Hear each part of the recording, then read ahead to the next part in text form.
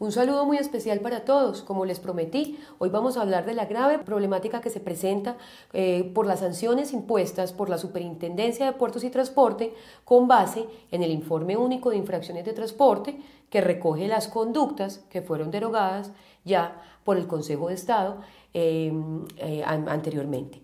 Les voy a explicar en detalle toda esa situación, sin embargo, pues aprovecho para invitarlos a Movilidad al Derecho, a ver los diferentes videos instructivos que estamos haciendo, pero también a seguirnos por CNC, que es un canal de internet y que también sale por algunos canales locales.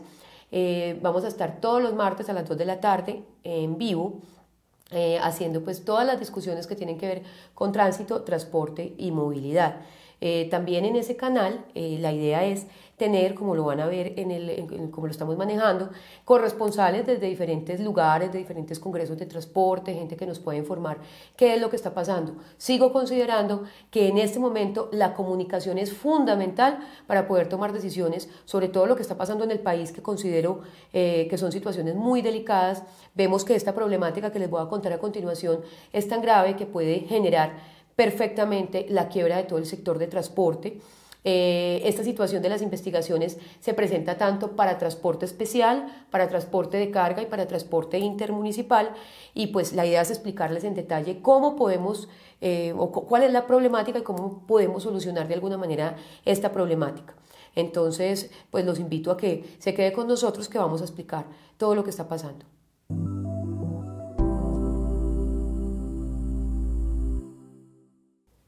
Bueno, lo primero que tenemos que entender es que la ley 336 del año 96 es la única ley que existe en materia de transporte público que menciona algunas conductas que generan sanción.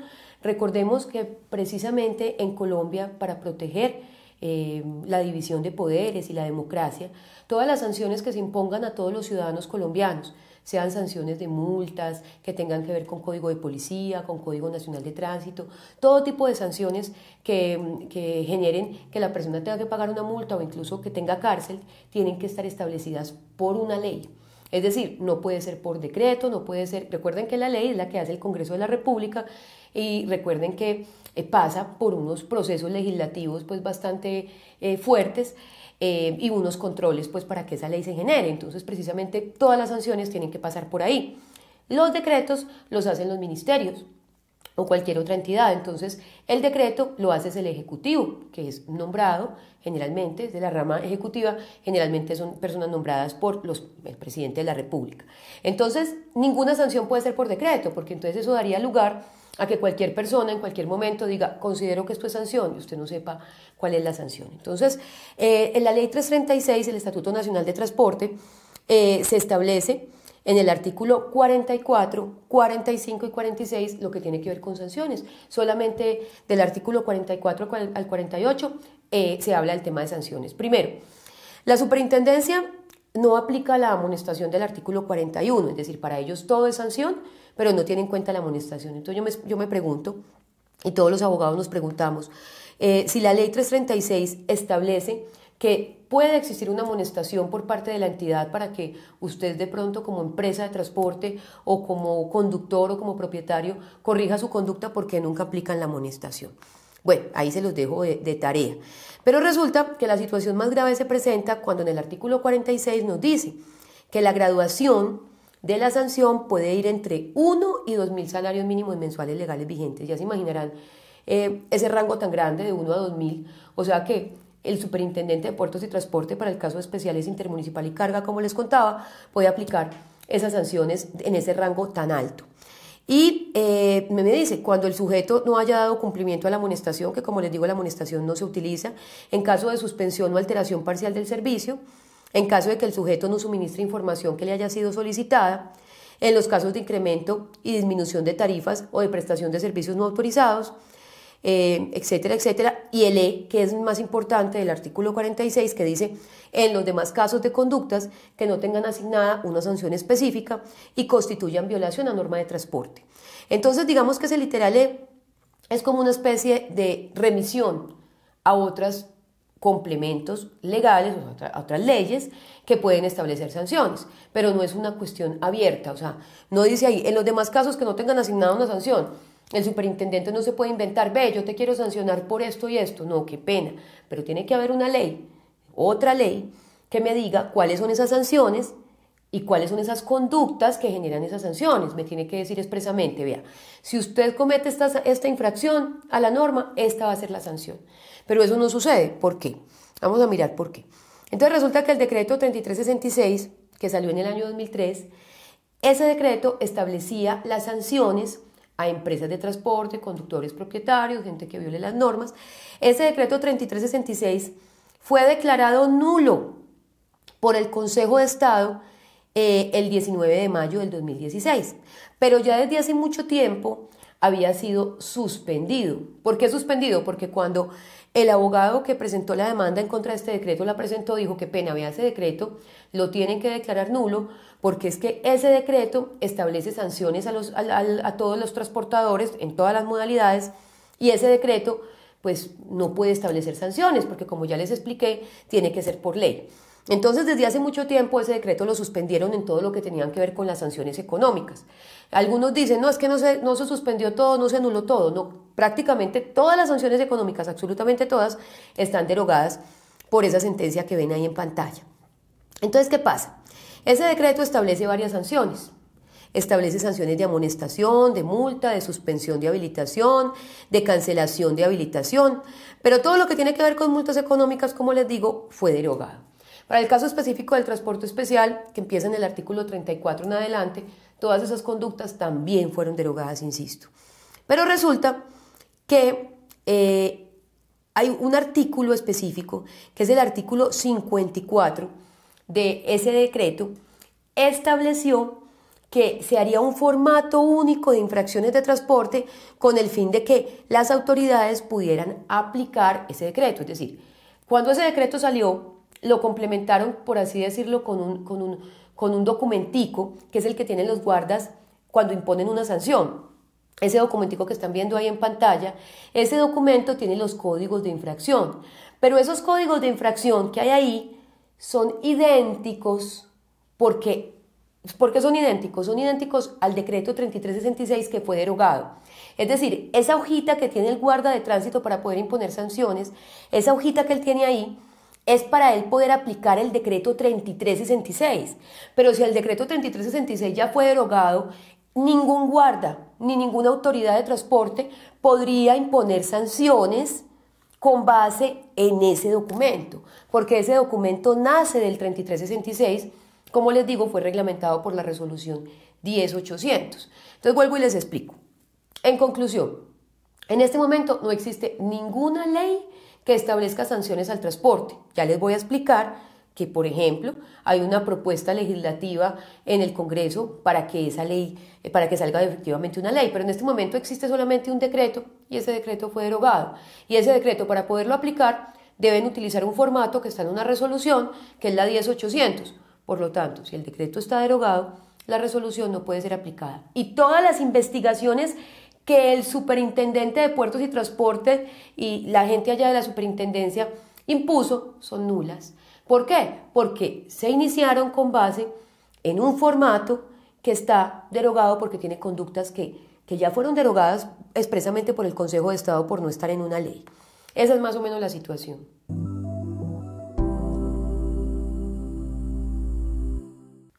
Bueno, como lo venía explicando, entonces todas las investigaciones que está abriendo la superintendencia con base en ese formato que hacen los agentes, guardas, personas pues, de control, policía de carreteras, con base en el formato de la resolución 10800 son nulas. ¿Por qué? Porque la resolución 10800 recoge las conductas que estaban en el decreto 3366. Cuando la superintendencia inicia una investigación, como pueden ver hay un ejemplo cualquiera de cualquier investigación, se dan cuenta que siempre se menciona la resolución 10800 y siempre se menciona al artículo 46, literal E, que dice en todas las demás conductas que no tengan asignada una sanción específica. Para ustedes poder saber si tienen en camino alguna sanción, ustedes pueden entrar a la página de la superintendencia www.supertransporte.gov.co y ahí hay una cosita que dice a mano derecha, y se las muestro en pantalla, dice estados de cuenta IUIT, o sea, informes únicos de infracciones de transporte. Usted le da la placa y ahí le sale cuál es la infracción o cuál es la infracción, no, cuándo se impuso la infracción y qué se hizo con base en ese informe que, como les digo, es totalmente nulo porque recoge las conductas de un decreto derogado. Ahí usted se da cuenta qué sanciones le van a llegar. Entonces usted propietario está pensando, propietario de vehículo, que es que eso es para la empresa, pues también está muy equivocado, porque ¿qué es lo que está pasando? Que esta situación, como a las empresas les llegan los cobros, porque el propietario se fue sin extracto de contrato, porque no tenía tarjeta de operación, o en muchos casos porque se impuso el comparendo por un capricho de un guarda de tránsito o de un policía de carreteras, de todas maneras la investigación le llega a la empresa. ¿Qué hace la empresa? La empresa inmediatamente, claro, recibe 10 investigaciones, cada una de 4 a 6 millones de pesos, algunas un poquito más costosas, son 60 millones de pesos y le recibe 10 investigaciones por ese tema. Entonces las empresas que están haciendo, están llamando a los propietarios, señor propietario, hágame el favor y pague lo que yo voy a tener que pagar en la súper. Eso ha generado que se amplíe más la brecha que tenemos entre propietarios y empresa, porque claro, el propietario se siente atacado y dice, ¿yo de dónde me voy a sacar 6 millones de pesos para pagar esta multa? Incluso son multas demasiado altas, más cuando tengamos en cuenta, como les digo, de que esto ni siquiera se debió haber iniciado, porque ese informe es completamente nulo. Pero entonces, ¿qué sucede? Si usted quiere mirar de pronto qué hay pendiente, puede mirar ahí en estados de cuenta y ahí le sale qué es lo que está pendiente y qué es lo que le va a llegar a la empresa. Entonces, en vista de la grave situación, nosotros nos reunimos con un grupo de empresarios, nos reunimos con el superintendente y le dijimos, señor, mire, esta es la situación. No siga imponiendo este tipo de comparendos, porque como les digo, ya más del 80% de las empresas están embargadas. Sin embargo, el señor pues, y sus funcionarios siguen manifestando que ellos tienen la razón.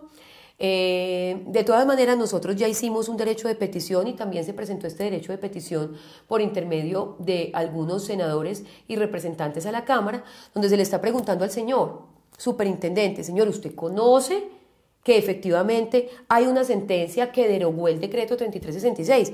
Dígame, por favor, ¿cuántas investigaciones ha iniciado como consecuencia de la resolución 10800, o sea, del informe? Te va a decir que casi todas. ¿Existe alguna diferencia entre las conductas de la resolución 10800 y el decreto 3366 que está derogado? No. Recordemos, él no puede decir que hay alguna diferencia porque son idénticos. De hecho, cuando usted lee la resolución 10800, dice claramente que es para facilitar a las autoridades de control la aplicación del decreto 3366 que ya está derogado.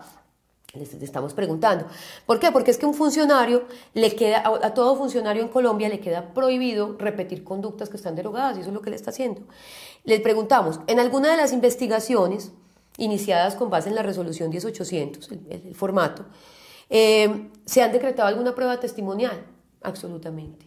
Él tendrá que contestar que no, porque efectivamente no, ninguna de las pruebas que se solicita por parte de los abogados, o sea, como le digo, fuera que el procedimiento ya está desde el inicio mal hecho, porque no se debió haber iniciado, se pide una prueba testimonial y el señor dice que no es necesario. ¿Cómo no va a ser necesario para aclarar una situación con un guarda, con un policía? Pero claro, él niega la prueba. Y también le estamos preguntando, bueno, si no practica pruebas testimoniales, señor, dígame si usted decreta alguna otra prueba distinta que no sea testimonial. Pues ya me ha pasado que la misma superintendencia dice, el vehículo no llevaba extracto de contrato y anexan como prueba el mismo guarda el extracto de contrato. Entonces yo le digo a la super, tenga en cuenta el extracto de contrato que se le entregó, que está perfecto.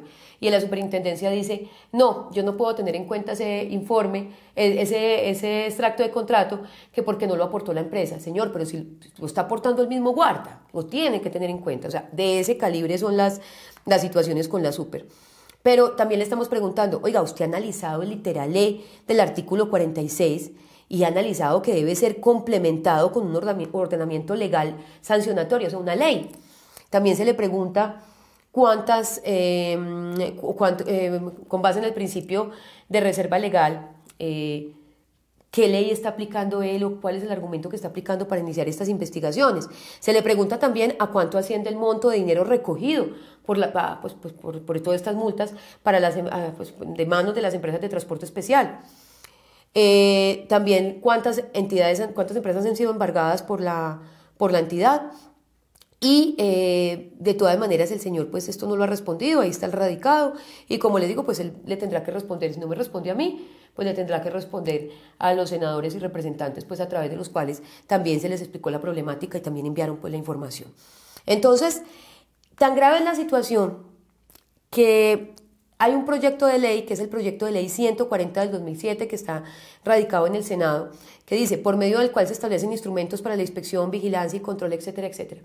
En la exposición de motivos de ese decreto, dice, como no hay ninguna ley, como no se puede sancionar, o sea, el mismo Ministerio de Transporte reconoce en ese proyecto de ley, en la exposición de motivos, que no hay decreto para sancionar a las empresas de transporte.